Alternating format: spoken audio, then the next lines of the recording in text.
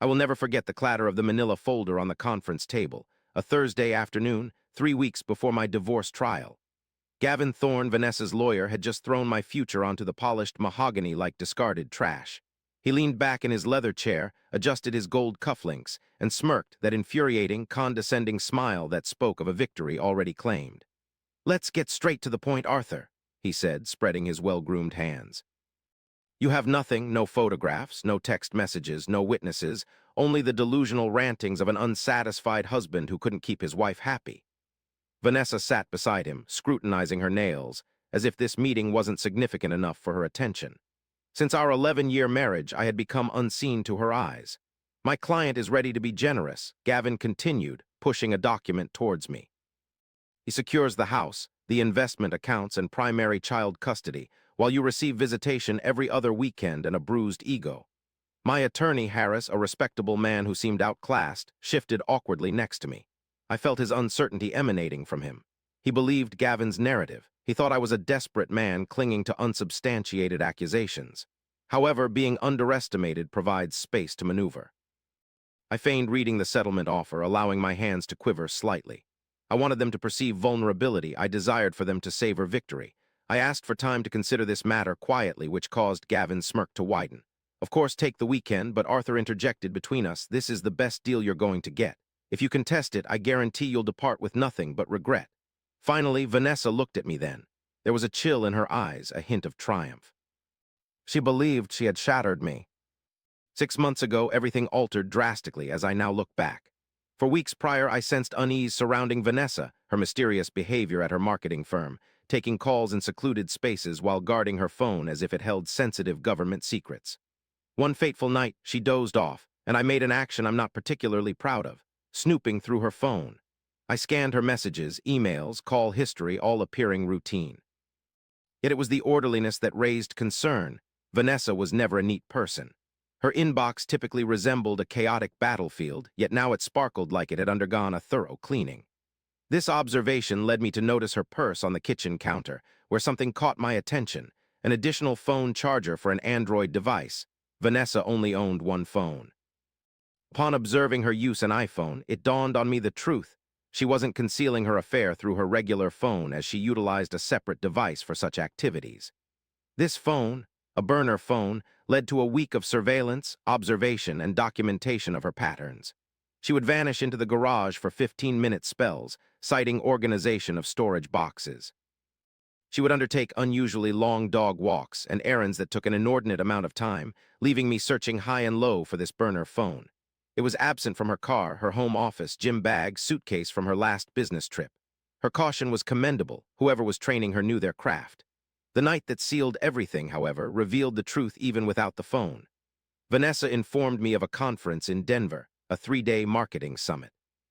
She bid me farewell, assured me she loved me, and departed for the airport, only to never board that plane. I had concealed a GPS tracker on her vehicle beneath the wheel well. I observed her pass the airport exit and head towards downtown, specifically the Meridian Hotel. For 3 consecutive nights, she resided there. On the initial night, I parked on the opposite street and spied as she exited the hotel lobby accompanied by a man. Their laughter echoed as he placed his hand on her lower back. They proceeded to a restaurant nearby, settling into a corner booth and sharing a bottle of wine, much like newlyweds, prompting an urge within me to burst in. I yearned to overturn their table, demand explanations, but an internal voice restrained me. It warned that any confrontation would merely serve as a heads-up, enabling her to erase traces and fabricate a narrative painting me as the unstable one, so I remained a spectator. From afar, I captured their images and enlisted the aid of an ex-detective named Marcus to trail them. Retired prematurely due to a back injury, Marcus possesses a wide network of contacts and is renowned for his discretion. Upon my explanation, he nodded as if this scenario was familiar. "The man she's with," Marcus identified after examining the photos. "I recognize him. That's Gavin Thorne. He's a family law attorney, known for handling high-profile divorce cases." Hearing this chilled my blood. "She's involved with a divorce lawyer, not just any divorce lawyer," Marcus stated grimly, "but one of the most tenacious in the city. Specializing in asset protection, if your wife is planning to depart, he couldn't have found a more suitable accomplice," explained everything, the sanitized phone, the cautious conduct, the calculated distance she was creating between us.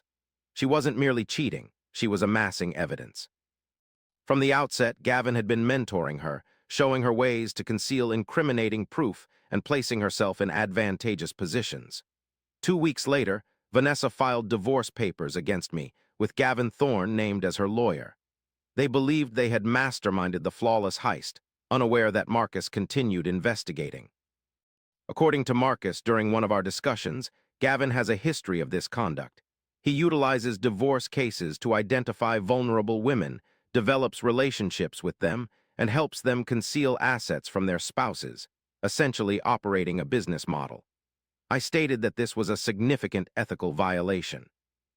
Marcus agreed that having an affair with a client is wrong, but the issue lies in the fact that these women never report him.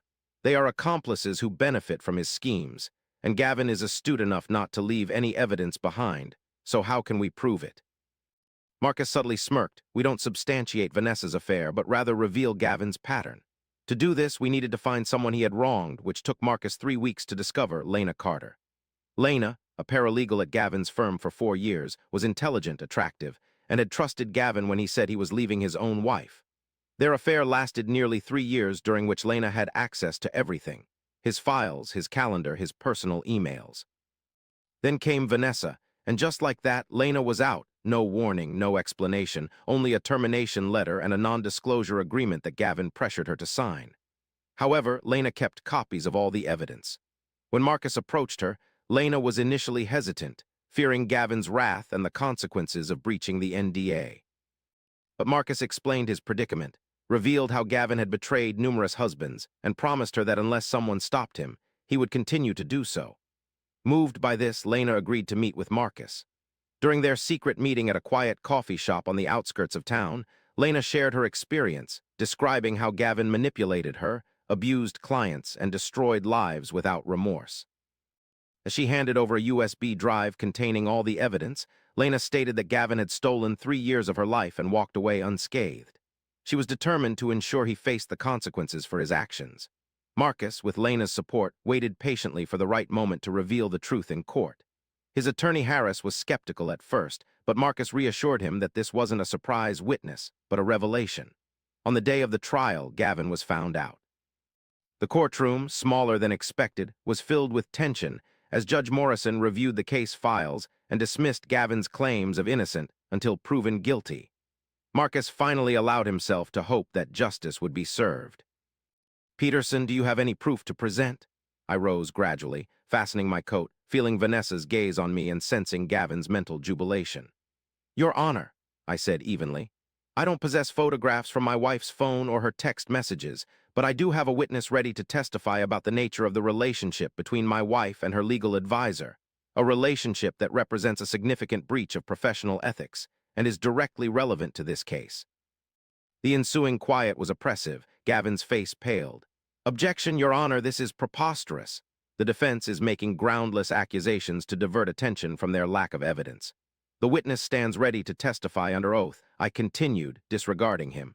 "She is a former employee of Mr. Thorne with direct knowledge of his dealings with clients, including my wife." Judge Morrison's countenance grew more severe. In court, Thorne denies inappropriate conduct towards his client. Judge Morrison allows the allegation to be examined. Witness Lena Carter is called. She appears in a professional gray suit and maintains a confident demeanor. As she passes Gavin's table, he visibly flinches. Sworn in, Lena reveals her 4-year role as his paralegal, handling case files, scheduling, and client communications. "Had you ever had any other form of relationship with Mr. Thorne aside from a romantic one?" Lena looked directly at Gavin. "Yes, we were romantically involved for almost 3 years. A ripple of whispers swept through the courtroom. Gavin stood up abruptly. "Your Honor," he said, "this woman was terminated for just cause. She has a personal grudge," came the response. "Mr. Thorne, you will have your chance to cross-examine later," Judge Morrison stated sternly. "Sit down," I carried on. "Miss Carter, while working at the firm, were you aware of Mr. Thorne's romantic relationships with his clients?" "Yes," Lena affirmed.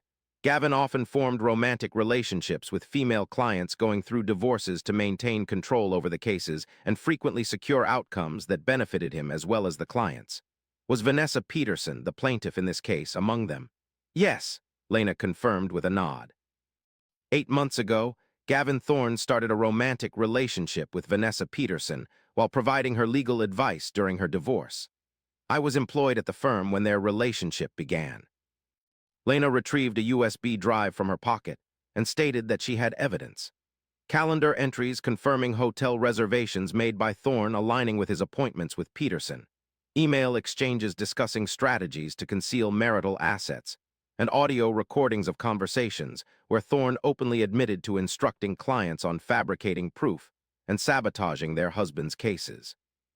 This revelation caused an uproar in the courtroom. Judge Morrison had to bang her gavel 3 times to regain control. "Your Honor," Gavin protested, "the evidence presented is illegally acquired. This individual breached confidentiality agreements, making it inadmissible." Judge Morrison's countenance resembled solidified magma.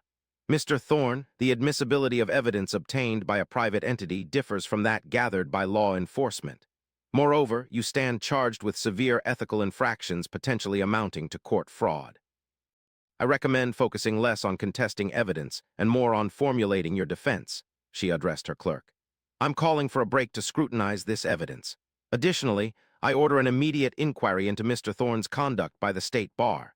Mr. Thorne, you are forbidden from representing Mrs. Peterson in these proceedings until the investigation concludes." Vanessa glared at Gavin with an anger I had never witnessed from her. "You informed me he couldn't provide any proof. You assured me we were safe." "Calm down, Vanessa," whispered Gavin. "Calm down, your actions have ruined everything. It's all because of you and your promises. You said you knew what you were doing." With each sentence, her voice grew louder. "I sacrificed my marriage for you, but now I'll have nothing because you couldn't keep your lies hidden." Gavin tried to calm her down by grabbing her arm, but she was beyond reason. "Don't touch me. Never do it again. You're through, Gavin." He heard me finished. I collected my papers and left the courtroom, heading for the exit. As I passed their table, I paused to look at Gavin, saying softly, "You demanded proof. I provided the truth in its entirety." No response was needed. I stepped into the afternoon sunshine outside, leaving behind the sound of their heated argument. Over subsequent months, events unfolded. Gavin Thorne was disqualified from practicing law. A state bar investigation unearthed a decade-long history of misconduct. Following Lena's testimony, 3 more former clients spoke up with similar accounts.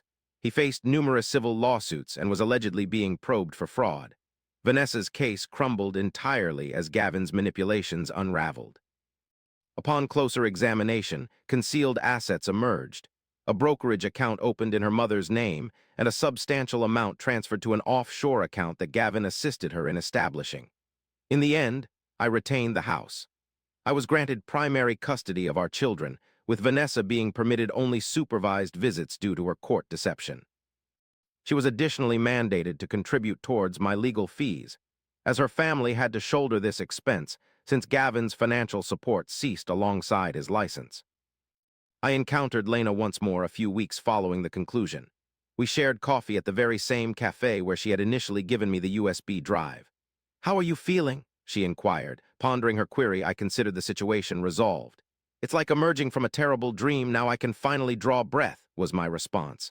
Regarding Vanessa, I seldom ponder her anymore, I confessed. She made her decisions. She bears their consequences. My duty now is to be an excellent father and construct a better future. Lena acknowledged slowly. "As it turns out, I'm glad I assisted. Not for retribution, but because it was right. Someone had to halt him. You accomplished more than assisting," I informed her. "You returned my life to me." We parted ways that day and have not met since. Yet Lena surfaces in my thoughts occasionally, contemplating the bravery it required to speak up and confront the man who exploited and abandoned her. The saying goes that the best revenge is living a fulfilling life, and perhaps it holds truth. Occasionally, to live righteously, you might find yourself standing in a courtroom, revealing the truth to those who sought to muffle your voice. At times, the most effective retaliation isn't premeditated. It surfaces. Sometimes all you need is a well-timed opportunity to expose the true nature of those involved. Gavin Thorne demanded proof. He sneered as I presented empty hands, believing he had triumphed. However, I didn't require photographs of my wife's infidelity or her secret phone. I only needed one disgruntled woman with a USB drive and the bravery to finally speak the truth. And when she did, everything they had constructed disintegrated around them. I am Arthur Peterson. Such is how I secured the divorce that was supposedly beyond my reach.